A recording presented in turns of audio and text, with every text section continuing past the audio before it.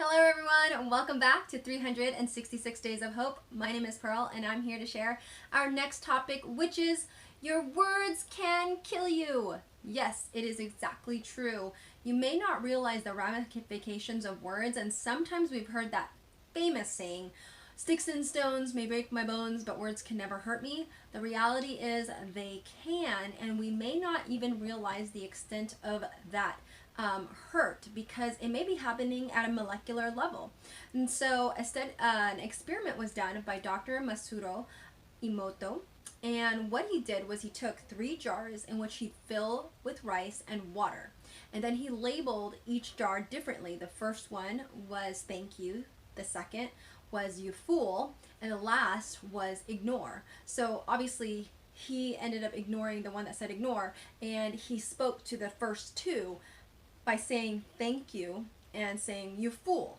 And he would do this for I think 30 days, if I recall, the experiment was done. And after 30 days, there was a remarkable difference among these 3 jars. The first one where he said thank you, the rice actually started to ferment.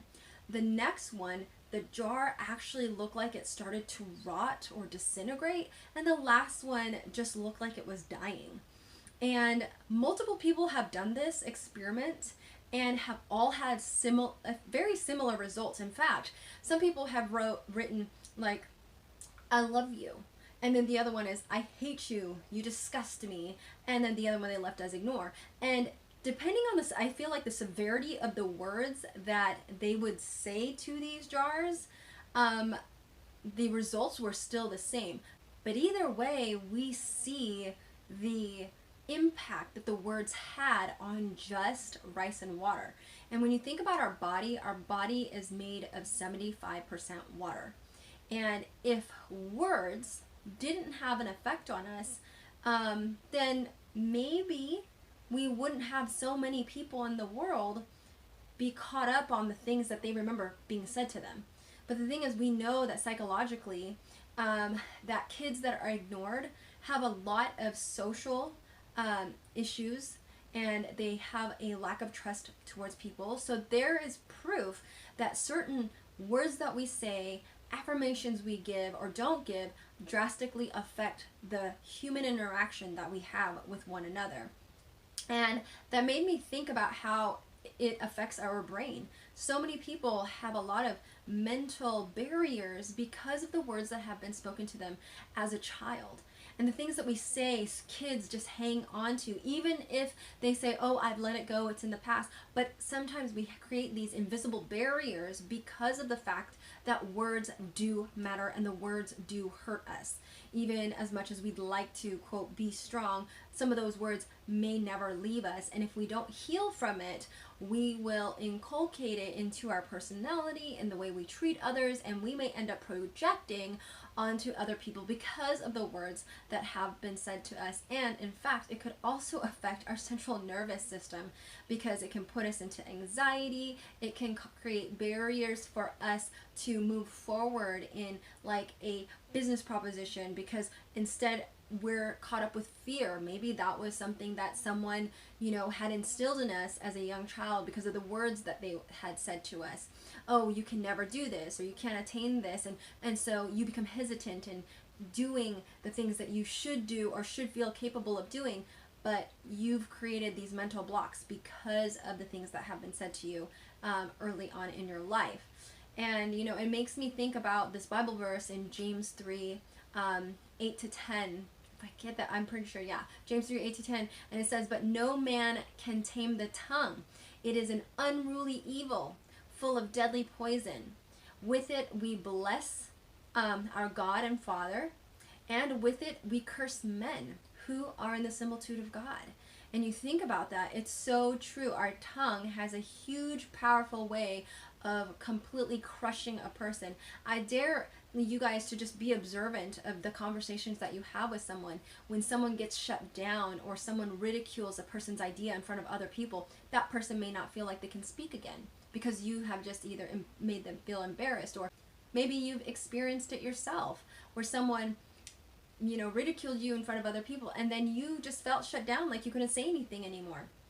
Our words are truly powerful. And one of the most important things when you think about our mental health and how words affect us is really affirming like what you believe about yourself. It's really important, because if you don't love you, then you actually hate you. And when you speak those words, and it's something that I personally had to kind of catch myself just a few days ago. I was telling my husband in a conversation, oh, I'm not good enough for that, or I'm not smart enough. And I had to stop myself for a second. I said, whoa, Pearl, what are you doing? Why are you saying these things? Like, you have done so many things to heal, and you're literally repeating back to yourself what insecurities you may have, or you don't think like you're smart enough, or you don't think you're capable. But the reality is you are more than capable. You've proven time and time again that you're capable. And I had to sit there and ask for forgiveness that I thought so ill of myself, and remind myself, no, I need to affirm that I have that capability if I wanted to. And the thing is, every single one of us has that same ability as anybody else, but the difference is the will. Are you willing to put the effort it takes to accomplish whatever it is that you want to accomplish? And if you do, then you are more than capable. So I really hope that when you think about, we're coming closer to the end of our month on mental health, when you're coming to this point of thinking about what you believe about yourself, the things you say to yourself, the things you speak about yourself, think about that rice experiment, and think about how you want your inner body to look like at the end of, say, 30 days, 40 days, and see the difference in your attitude and in your mood and in your mental health when you think about how precious you truly are in the eyes of our Father. When you really understand and grasp that, I think we can stop degrading ourselves for the wonderful way in which He has made us. We may not all be perfect at every single task that we put in, but the thing is, that's what makes us beautiful. It's because we're learning.